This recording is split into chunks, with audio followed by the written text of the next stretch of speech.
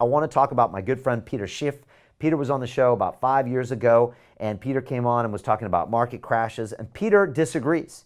He really thinks that gold is something that you should hold because it's a real asset, and he thinks Bitcoin isn't because it's a piece of technology. And I always love to hear a counter argument. I always like to see both sides of the story. So here's Peter Schiff talking about that concept.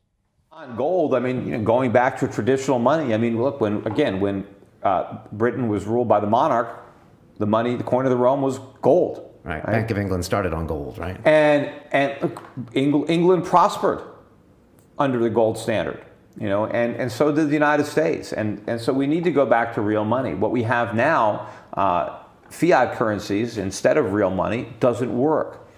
So we need to go back to real money. Now, do I think Bitcoin is real money? No, I don't.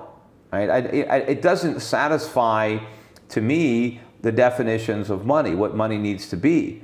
It doesn't have any intrinsic value on its own. Right? It doesn't. You can't do anything with a Bitcoin. Right? You can do something with gold. Gold has a value unique to itself. But does Bitcoin still have a value? Well, Bitcoin's value is only in your ability to spend it, that somebody will accept it. So it doesn't have any more value than euros or pounds or dollars.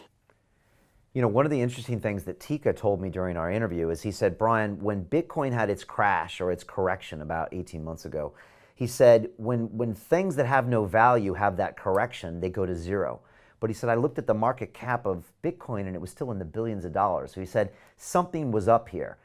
If something was a fraud or it had no value, they would always go to zero. Look at Lehman Brothers, look at Bernie Madoff. But this still had value. So he said, there's something intrinsic here that makes sense. And I think he's got a great point when Tika comes to that. I think we've all now can see that these coins have value, that the technology has value, and it will be some part of our monetary system in the future.